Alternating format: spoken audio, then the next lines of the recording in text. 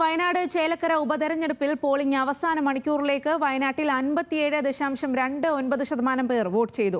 ചേലക്കരയിൽ polling 63.95%. ചേലക്കരയിലെ സ്ഥാനാർത്ഥികളായ K ബാലകൃഷ്ണനും UR പ്രദീപും രാവിലെ തന്നെ വോട്ട് രേഖപ്പെടുത്തി. വയനാട്ടിലെ സ്ഥാനാർത്ഥികളായ പ്രിയങ്ക ഗാന്ധിയും നവ്യ ഹരിദാസും സത്യൻ മൊകേരിയും വോട്ടർമാരെ നേരിൽ കണ്ടു. പട്ടികവർഗ വകുപ്പ് മന്ത്രി OR കേളു വയനാട് തിരുനെല്ലിയിലെ എടയൂർ കുനി LP സ്കൂളിൽ വോട്ട് രേഖപ്പെടുത്തി.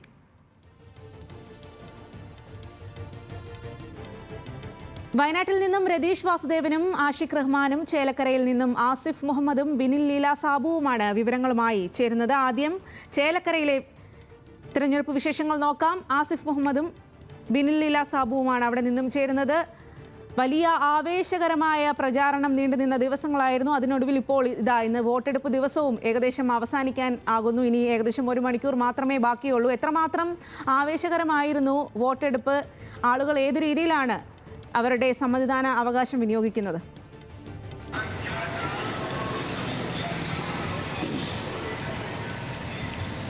തീർച്ചയായും രാവിലെ മുതൽ തന്നെ വലിയ നീണ്ട നിര തന്നെ എല്ലാ ബൂത്തുകളിലും ഉണ്ടായിരുന്നു. പക്ഷേ ഒരു ഉച്ചയ്ക്ക് 12:30-ക്ക് ശേഷം അത് കുറഞ്ഞു നിൽക്കുന്ന ഒരു സാഹചര്യമുണ്ട്. കാരണം കടുത്ത വെയിലായിരുന്നു ചേലക്കര മണ്ഡലത്തിലുണ്ടായിരുന്നത്. അതുകൊണ്ട് ഉച്ചയ്ക്ക് ചില ബൂത്തുകളിൽ മാത്രമാണ് വലിയ തിരക്ക് അനുഭവപ്പെട്ടത്.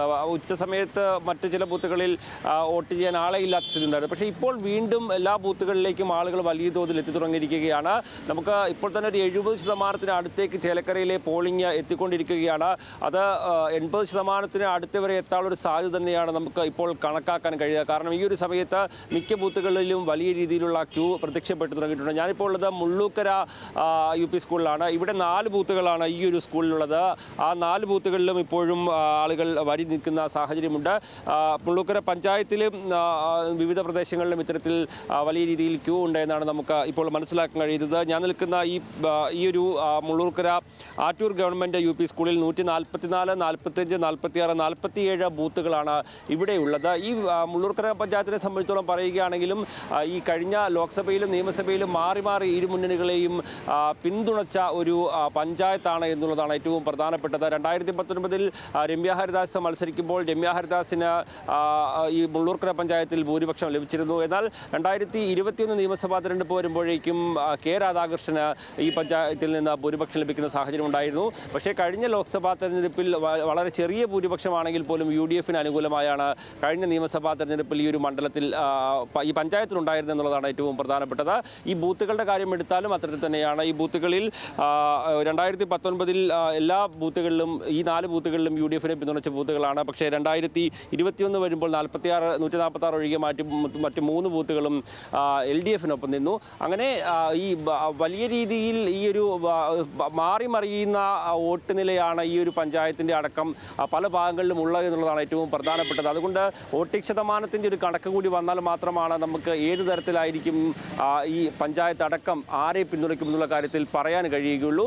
എന്തായാലും തദ്ദേശ സ്വയംഭരണ തെരഞ്ഞെടുപ്പിൻ്റെയോ ലോക്സഭാ തെരഞ്ഞെടുപ്പിൻ്റെയോ പാറ്റേൺ അല്ല നിയമസഭാ തെരഞ്ഞെടുപ്പിൽ എന്നുള്ളതാണ് LDF-നെ സംബന്ധിച്ചുള്ള ഏറ്റവും വലിയ ആശ്വാസകരമായ ഒരു സംഗതിയായി അവർ കണക്ക് കൂട്ടുന്നത്. കാരണം നിയമസഭാ തെരഞ്ഞെടുപ്പ് വരുമ്പോൾ കൃത്യമായി LDF-നെയാണ് ചേലക്കര മണ്ഡലം പിന്തുണയ്ക്കുക. അത് പോളിംഗ് ശതമാനം കൂടിയാലും അത് തങ്ങൾക്ക് അനുകൂലമായി തന്നെ ഇത്തവണ വരും എന്നുള്ളൊരു കണക്ക് കൂട്ടൽ LDF-നുണ്ട്. പക്ഷേ UDF ഇത്തവണ കരുതുന്നത് 80% മുകളിലൊക്കെ പോളിംഗ് ശതമാനം പോയാൽ അത് തങ്ങൾക്ക് വലിയ രീതിയിൽ ഗുണം ചെയ്യുമെന്ന ഒരു കണക്ക് കൂട്ടലാണ് അവരുള്ളത്. കാരണം ഈ സാധാരണഗതിയിൽ കെ രാധാകൃഷ്ണൻ വിജയിക്കുമെന്ന ഉറപ്പുള്ള ഒരു മണ്ഡലമായതിനാൽ UDF-ന്റെ മുഴുവൻ വോട്ടുകളും പോൾ ചെയ്യപ്പെടാറില്ല എന്നൊരു കണക്ക് കൂട്ടൽ UDF-നുണ്ട്. അതുകൊണ്ട് ഇത്തവണ പോളിംഗ് ശതമാനം ഉയർന്നാൽ അത് തങ്ങൾക്ക് വലിയ രീതിയിൽ നേട്ടമുണ്ടാകും. അത് വിജയത്തിലേക്ക് എത്തുമെന്നുള്ള പ്രതീക്ഷ UDF-ന്റെ ക്യാമ്പ് പുലർത്തുന്നുണ്ട്. BJP-യെ സംബന്ധിച്ചോളം വോട്ട് വർധനവ് ലക്ഷ്യമിട്ടുകൊണ്ട് തന്നെയാണ് അവരുടെ പ്രവർത്തനങ്ങൾ മുന്നോട്ട് പോകുന്നത്. അത് തിരുവില്ലാമല അടക്കമുള്ള പ്രദേശങ്ങളിൽ രാവിലെ കനത്ത പോളിംഗ് രേഖപ്പെടുത്തിയിരുന്നു. അതടക്കം തങ്ങൾക്ക് ഗുണം ചെയ്യുമെന്നാണ് BJP-യുടെ ഒരു കണക്കുകൂട്ടലുള്ളത്. ഏതായാലും 3 മുന്നണികളും അത് അവരുടെ കണക്കുകൂട്ടലുകളെല്ലാം ഓരോ നിമിഷവും അത് നടത്തിക്കൊണ്ടിരിക്കുന്നുണ്ട്. ഓരോ ബൂത്തുകളിലുമുള്ള പോളിംഗ് ശതമാനമടക്കം അവർ കണക്ക് കൂട്ടുന്നുണ്ട്. കൂടുതൽ പേരെ ആളുകളെ ബൂത്തുകളിലേക്ക് എത്തിക്കേണ്ട സാഹചര്യം ഉണ്ടെങ്കിൽ അത് എത്തിക്കാനുള്ള ശ്രമം നടക്കുന്നുണ്ട്. അങ്ങനെ വലിയ രീതിയിൽ പൂർണ്ണമായും ആളുകളെ പരമാവധി ബൂത്തുകളിലേക്ക് എത്തിക്കാൻ 3 മുന്നണികളും മത്സരിച്ചു കൊണ്ടിരിക്കുന്ന മണിക്കൂറുകളാണ് ഇപ്പോൾ മുന്നോട്ട് പോകുന്നത്. അതുകൊണ്ട് തന്നെ പോളിംഗ് പോളിംഗ് ശതമാനം ഇനിയും ഉയരാനുള്ള ഒരു സാഹചര്യമുണ്ട്. വരവൂർ, ദേശമംഗലം പഞ്ചായത്തുകളെല്ലാം നിലവിൽ നല്ല രീതിയിലുള്ള പോളിംഗ് രേഖപ്പെടുത്തുന്നുണ്ട്. വള്ളത്തോർനഗർ പഞ്ചായത്തിൽ നല്ല രീതിയിൽ പോളിംഗ് രേഖപ്പെടുത്തുന്നുണ്ട്. ഈ 3 പഞ്ചായത്തുകളിലും വലിയ നേട്ടമുണ്ടാക്കാൻ കഴിയുമെന്നുള്ള പ്രതീക്ഷയാണ് LDF-നുള്ളത്. വരവൂർ കാലങ്ങളായി LDF-നെ വലിയ രീതിയിൽ പിന്തുണയ്ക്കുന്ന ഒരു പഞ്ചായത്താണ്. ദേശമംഗലം LDF സ്ഥാനാർത്ഥി UR പ്രദീപിന്റെ മണ്ഡലമായതിനാൽ അവിടെ ഇത്തവണ വർദ്ധിക്കുന്ന വോട്ടുകൾ മുഴുവൻ അത് UR പ്രദീപിന് അനുകൂലമായി വന്നു ചേരുമെന്ന്. ശരി ആസിഫ്, നമുക്ക് ബിനിലിലേക്ക് കൂടി പോകാം. ബിനിൽ, ഇപ്പോൾ ആസിഫ് പറഞ്ഞതുപോലെ വോട്ടിംഗ് ശതമാനം, ഭേദപ്പെട്ട വോട്ടിംഗ് ശതമാനം തന്നെയാണ് ചേലക്കരയിൽ രേഖപ്പെടുത്തുന്നത്. ഇത് സ്ഥാനാർത്ഥികൾക്ക് എത്രമാത്രം പ്രതീക്ഷ നൽകുന്നതാണ്? 2 സ്ഥാനാർത്ഥികൾ വോട്ട് രേഖപ്പെടുത്തി. രമ്യ ഹരിദാസ് അവിടെയുള്ള ആളല്ല, അതുകൊണ്ട്. എന്നാലും സ്ഥാനാർത്ഥികൾ എത്രമാത്രമാണ് വോട്ടർമാരെ നേരിൽ കണ്ട് സംസാരിക്കുന്നുണ്ടോ ഇന്നത്തെ ഒരു ദിവസം, ഈ ഒരു അവസാന സമയത്ത് അവരെത്രമാത്രം പ്രതീക്ഷയിലാണ്?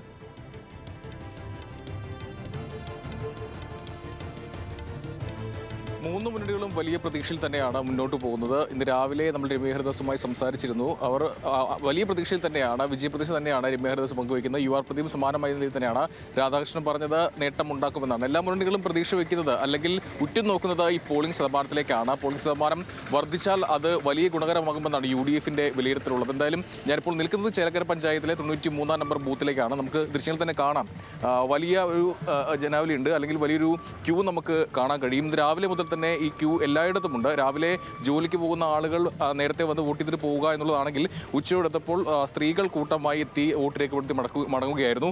എന്തായാലും ഈ അവസാന നിമിഷങ്ങളിലും ആളുകൾ ബൂത്തിലേക്ക് എത്തുന്നുണ്ട്. വലിയ തിരക്ക് മിക്ക ബൂത്തുകളിലുമുണ്ട്. നേരത്തെ ആസിഫ് പറഞ്ഞതുപോലെ ചില സമയങ്ങളിൽ 12 മണിക്ക് ശേഷം ഒരു 2 മണി വരെ ആ സമയത്ത് പോളിംഗിൽ ഒരു മെല്ലെപ്പൊക്കെ ഉണ്ടായിരുന്നു. പക്ഷെ അതിനുശേഷവും ആളുകൾ ഇവിടേക്ക് വരുന്നു, കൂട്ടമായി എത്തുന്നു, അതിനുശേഷം മടങ്ങുന്നു. ഇപ്പോൾ രാഷ്ട്രീയ പാർട്ടികൾ, മുന്നണികൾ ചെയ്യുന്നത് പരമാവധി അവരുടെ വോട്ടുകൾ ഉറപ്പിക്കുക എന്നുള്ളത് തന്നെയാണ് ഇപ്പോൾ അവർ സ്വീകരിക്കുന്ന നിലപാട്. എന്തായാലും ഇപ്പോഴും ആളുകൾ ക്യൂ നിൽക്കുകയാണ്. ഇനിയിപ്പോൾ വളരെ കുറച്ച് സമയം മാത്രമേ ഉള്ളൂ. എന്തായാലും ഇവിടുത്തെ കണക്കുകൾ ഏകദേശം പുറത്തു വരുമ്പോൾ ഏറ്റവും കൂടുതൽ പോളിംഗ് രേഖപ്പെടുത്തിയ ഒരു പഞ്ചായത്ത് പാഞ്ഞാൽ പഞ്ചായത്താണ്. ഒപ്പം ചേലക്കരയിലെ മികച്ച പോളിംഗ് ഉണ്ട്. പോളിംഗ് കുറച്ച് കുറഞ്ഞത് തിരുവല്ലോമല പഞ്ചായത്തിലാണ്. പക്ഷേ അവിടെയും ഇപ്പോൾ ആളുകൾ കൂട്ടമായി എത്തുന്നുണ്ട്. നമുക്ക് മനസ്സിലാക്കാൻ സാധിക്കുന്നത് ഈ പോളിംഗ് ശതമാനം 80 കടന്ന് മുകളിലേക്ക് പോകുമോ എന്നുള്ളതാണ് ഉറ്റുനോക്കുന്നത്.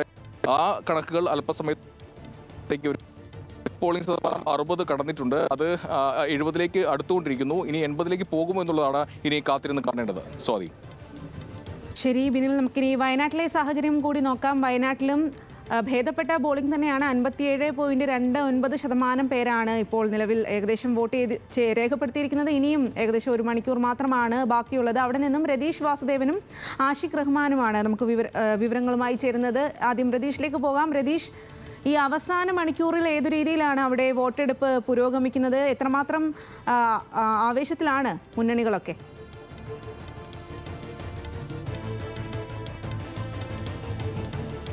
തീർച്ചയായും രാവിലെ വോട്ടെടുപ്പ് വലിയ നിരകളുണ്ടായിരുന്നു, വലിയ ക്യൂ ഉണ്ടായിരുന്നു.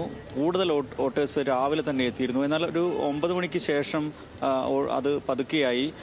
അതിനുശേഷം ഉച്ചയ്ക്ക് 2 മണിക്ക് ശേഷം കൂടുതൽ വോട്ടേഴ്സ് ഈ പോളിംഗ് ബൂത്തിലേക്ക് എത്തുന്ന ഒരു സാഹചര്യം ഉണ്ടായിട്ടുണ്ട്. ഇത് വയനാടിൻ്റെ ഒരു കാർഷിക രീതിയൊക്കെ ബന്ധപ്പെട്ടാണ്. അവരുടെ സമയം ക്രമീകരിച്ചാണ് അവർ സാധാരണ രീതിയിൽ വോട്ടിങ്ങിന് എത്തുക. അതാണ് ഇവിടെ സംഭവിച്ചതെന്നാണ് മനസ്സിലാക്കാൻ സാധിക്കുന്നത്. പക്ഷേ ഇപ്പോൾ വോട്ടിംഗ് ശതമാനം 60% അടുക്കുന്നു എന്നത് ഈ മുഖ്യധാര വിജയം പ്രതീക്ഷിച്ച മുന്നണികളെ പോലും ആശങ്കപ്പെടുത്തുന്നുണ്ട്. തങ്ങളുടെ ഇപ്പം നേരത്തെ പറഞ്ഞ പോലെ UDF-ന് വലിയ ഭൂരിപക്ഷമുള്ള ഒരിടമായിരുന്നു. അത് നിലനിർത്തുക എന്നതിൻ്റെ അപ്പുറത്ത് ഈ കഴിഞ്ഞ തവണ രാഹുൽ ഗാന്ധിക്കുണ്ടായ ആ കുറവ് വോട്ട് വർദ്ധിപ്പിക്കുക, 5 ലക്ഷത്തിലധികം വോട്ടിലേക്ക് പോവുക എന്നൊക്കെയുള്ള UDF-ന്റെ പ്രതീക്ഷകൾക്ക് പോലും അല്പം ആശങ്ക ഉണ്ടാക്കിയിട്ടുണ്ട് ഈ പോളിംഗിന്റെ നിരക്ക്. എന്തായാലും ഇപ്പോൾ 60% അടുത്തിരിക്കുന്നു. അത് പ്രതീക്ഷ നൽകുന്ന ഈ 1 മണിക്കൂറിനുള്ളിൽ എന്താണ് സംഭവിക്കുക, എത്രത്തോളം കൂടുതൽ വോട്ട് ചെയ്യിക്കാൻ ആളുകളെ കൊണ്ട് കഴിയും എന്നൊക്കെയാണ് മുന്നണികളുടെ ഒരു ശ്രമം. എന്തായാലും ഈ കുടിയേറ്റ മേഖലകളിലൊക്കെ തന്നെ ഈ 7 മണ്ഡലങ്ങളിൽ, അതായത് വയനാട് ജില്ലയിലെ വയനാട് ലോക്സഭാ മണ്ഡലത്തെ 7 മണ്ഡലങ്ങളിലും ഒരേ രീതിയിലുള്ള വോട്ടിംഗ് ശതമാനമാണ് വരുന്നത്. അതുകൊണ്ട് മനസ്സിലാവുന്നത് ചില മുന്നണികളിലൊക്കെ വോട്ടിംഗ് ചെയ്യാൻ ആൾ എത്തുന്നില്ല. അത്തരത്തിൽ പോരാ. 80%-ലധികം ഈ സാധാരണ 70, 69, 70% ഈ ഘട്ടത്തിൽ തന്നെ വരേണ്ടത്, ഈ സമയത്ത് വരേണ്ടതാണ്. എന്തുകൊണ്ട് അങ്ങനെ എത്തുന്നില്ല എന്നുള്ള ആശങ്ക മുന്നണി നേതാക്കൾക്ക് ഉൾപ്പെടെയുണ്ട്. എന്തായാലും പരമാവധി ആളുകളെ എത്തിക്കുക എന്നാണ് ഇപ്പോൾ ശ്രമം നടത്തുന്നത് അവസാന ഘട്ടമായി. എന്തായാലും വളരെ പ്രതീക്ഷ വെച്ച് നിർത്തുന്ന UDF-ന് മേൽക്കെയുള്ള മണ്ഡലം എന്ന നിലയിലൊക്കെ ആത്മവിശ്വാസം UDF പ്രകടിപ്പിക്കുമ്പോഴും ഈ വോട്ടിംഗ് ശതമാനത്തിലെ ഈ മെല്ലെപ്പോക്ക് അല്പം ആശങ്ക ഉണ്ടാക്കിയിട്ടില്ല എന്ന് പറയാൻ കഴിയില്ല. ആശങ്ക ഉണ്ടാക്കിയിട്ടുണ്ട്. LDF ഈ അട്ടിമറി നടത്തുന്ന നടത്തും എന്ന പ്രതീക്ഷ ഇപ്പോഴും വച്ചു പുലർത്തുന്നു. അതിൻ്റെ സൂചനകളാണ് ഇത്തരത്തിൽ വോട്ടിംഗ് പാറ്റേൺ എന്നൊക്കെ അവർ വ്യാഖ്യാനിക്കുന്നുണ്ട്. NDAയും കൂടുതൽ വോട്ട് തങ്ങൾക്ക് ലഭിക്കുമെന്ന വിശ്വാസത്തിലാണ്. എന്തായാലും 2-3 സ്ഥാനാർത്ഥികളും ഇന്ന് ഇവിടെ ഉണ്ടായിരുന്നു. പ്രിയങ്ക ഗാന്ധി ഉച്ചയ്ക്കാണ് മടങ്ങിയത്. സത്യൻ മൊകേരിയും അതേപോലെ തന്നെ NDA സ്ഥാനാർത്ഥിയും ഇവിടെ ജില്ലയിൽ തന്നെ ഇപ്പോഴുണ്ട്. ബൂത്തുകളിലൊക്കെ അവർ സന്ദർശനം നടത്തുന്നുണ്ട്. എന്തായാലും വയനാട് ജില്ലയിലെ ഈ 3 മണ്ഡലങ്ങൾ ഇപ്പോൾ ഒരു 55% വോട്ടിംഗ് രേഖപ്പെടുത്തുന്ന ഒരു നിലയിലേക്ക് മാറും എന്നാണ് മനസ്സിലാവുന്നത്. മറ്റിടങ്ങളിൽ തിരുവമ്പാടിയും അതേപോലെ തന്നെ മലപ്പുറം ജില്ലയിലെ 3 മണ്ഡലങ്ങളും ഇതേ രീതിയിൽ ഒരേപോലെയുള്ള പോളിംഗ് ഉണ്ട്. കാരണം UDF ഒക്കെ പ്രതീക്ഷിക്കുന്ന പോലത്തുള്ള വലിയൊരു പോളിംഗ് പാറ്റേണിലേക്ക് വരുന്നില്ല എന്നൊരു ആശങ്ക മുന്നണികൾക്കുണ്ട്. അപ്പം അതുകൊണ്ട് വോട്ടിംഗ് കുറയുമോ, ആളുകൾ എത്തുമോ, ഒരുപക്ഷെ കൂടുതൽ വിജയം ഉറപ്പായ സ്ഥിതിക്കുള്ള ചില മുന്നണികൾ അതിൽ നിന്ന് പ്രവർത്തകർ വിട്ടുനിൽക്കുന്നുണ്ടെന്ന ആശങ്കയൊക്കെ ഈ ഘട്ടത്തിലുണ്ട്. എന്തായാലും അവസാന മണിക്കൂറുകളിൽ എത്ര പോൾ ചെയ്യും എന്ന് കാത്തിരിക്കുകയാണ് മുന്നണികൾ. അതിനനുസരിച്ച് വളരെ വ്യത്യസ്തമായ ഫലങ്ങൾ വന്നേക്കാം. എന്തായാലും ഒരു മുൻ നിശ്ചയിച്ച ഫലങ്ങളിൽ നിന്ന് വ്യത്യസ്തമാവും എന്ന ചർച്ച പോലും നടക്കുന്നുണ്ട്. എന്തായാലും നമുക്ക് കാത്തിരുന്ന് കാണാം. അതിൻ്റെ ശതമാനത്തിൻ്റെ വ്യത്യസ്തത വെച്ച് വേണം ഒരു വ്യാഖ്യാനങ്ങളൊക്കെ വരും മണിക്കൂറുകളിൽ നടത്താൻ. എന്തായാലും സജീവമാണ് അവസാന നിമിഷങ്ങളിലും ബൂത്തുകൾ പലയിടത്തും എന്ന് വേണം പറയാൻ. സ്വാതി. ശരി, രതീഷ്, ആഷിഖ് റഹ്മാൻ കൂടി അവിടെ നിന്നും ചേരുന്നുണ്ട്. ആഷിഖ്, എന്തായാലും കുറച്ചു കാലത്തിനുള്ളിലാണ് വീണ്ടും ഒരു ലോക്സഭാ തെരഞ്ഞെടുപ്പ് വയനാട്ടിൽ വരുന്നത്. അതിനിടയിൽ വലിയൊരു ദുരന്തം ഒക്കെ സംഭവിച്ചിരുന്നു. ഇതൊക്കെ ഏതെങ്കിലും രീതിയിൽ ഈ ഒരു ആളുകൾ വോട്ട് ചെയ്യാൻ എത്തുന്നതിനെ ബാധിക്കുന്നുണ്ട്? ഈ ഒരു അവസാന മണിക്കൂറിലും ആളുകളുടെ ഭാഗത്തു നിന്നുള്ള ഒരു പ്രതികരണമൊക്കെ ഏത് രീതിയിലാണ്?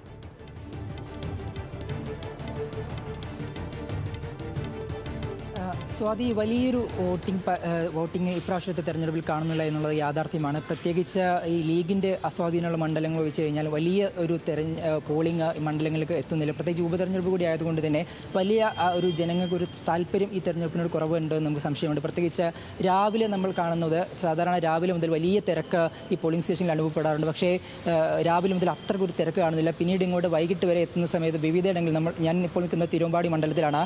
തിരുവമ്പാടി മണ്ഡലത്തിൽ നമ്മൾ ആദ്യം കൂടരഞ്ഞി മുതൽ പല സ്ഥലങ്ങളിൽ നമ്മൾ പോയി, മുക്കത്ത് പോയി. ഇപ്പോൾ നമ്മളുള്ളത് അടിവാരത്താണ്. ഇവിടെ പല സ്ഥലങ്ങളിൽ പോകുന്ന സമയത്തും വലിയ തിരക്ക് ഈ പോളിംഗ് സ്റ്റേഷനിൽ അനുഭവപ്പെടുന്നില്ല എന്നുള്ളത് ഒരു യാഥാർത്ഥ്യം തന്നെയാണ്. കാരണം ആൾക്കാർ എത്തുന്നില്ല. ഇപ്പോൾ വൈകിട്ടായ സമയത്താണ് കുറച്ചുകൂടി ആൾക്കാർ, അവസാനമായ സമയത്ത് ഇപ്പം ഏകദേശം 5:15 കഴിഞ്ഞ് 5:20 എടുക്കുന്ന സമയം, ആ സമയത്താണ് കൂടുതൽ ആൾക്കാർ വോട്ട് ചെയ്യാൻ എത്തുന്നത്. ഇപ്പോൾ ഞാൻ നിൽക്കുന്ന ഈ അടിവാരത്ത് നേരത്തെ അല്പസമയം ഈ വോട്ടിംഗ് മെഷീനിൽ ചില തകരാറുണ്ടായത് മൂലം ആൾക്കാർ കുറച്ച് നേരം വോട്ട് ചെയ്യാൻ കഴിഞ്ഞില്ല. അങ്ങനെയാണ് ഈ ഒരു തെരഞ്ഞെടുപ്പ് അല്പം വൈകി. അതുകൊണ്ടാണ് ചെറിയൊരു ക്യൂ എങ്കിലും ഇവിടെ കാണാൻ കഴിയുന്നത്. അല്ലാതെ നമ്മൾ പോകുന്ന ഭൂരിഭാഗം സ്ഥലങ്ങളിലും വളരെ കുറവ് ആൾക്കാരെയാണ് നമ്മൾ ഈ വോട്ട് ചെയ്യാൻ എത്തുന്ന പ്രധാനപ്പെട്ട കാര്യം. അതുകൊണ്ട് തന്നെ ഈ തിരുവമ്പാടിയിലെ ഒരു കണക്ക് നോക്കിക്കഴിഞ്ഞാൽ ഇതുവരെ ഏകദേശം 5 മണിയോടുകൂടി വെറും 60% പോളിംഗ് മാത്രമാണ് രേഖപ്പെടുത്തിയിട്ടുള്ളത്. നേരത്തെ സൂചിപ്പിച്ചതുപോലെ ലീഗിൻ്റെ ഒരു ലീഗിൻ്റെ വലിയൊരു മണ്ഡലമാണ്. ലീഗിന് വലിയ സ്വാധീനമുള്ള മണ്ഡലമാണ്. UDF ഭരിക്കുന്ന പഞ്ചായത്ത് കൂടി നിലനിൽക്കുന്ന ഒരു സ്ഥലം.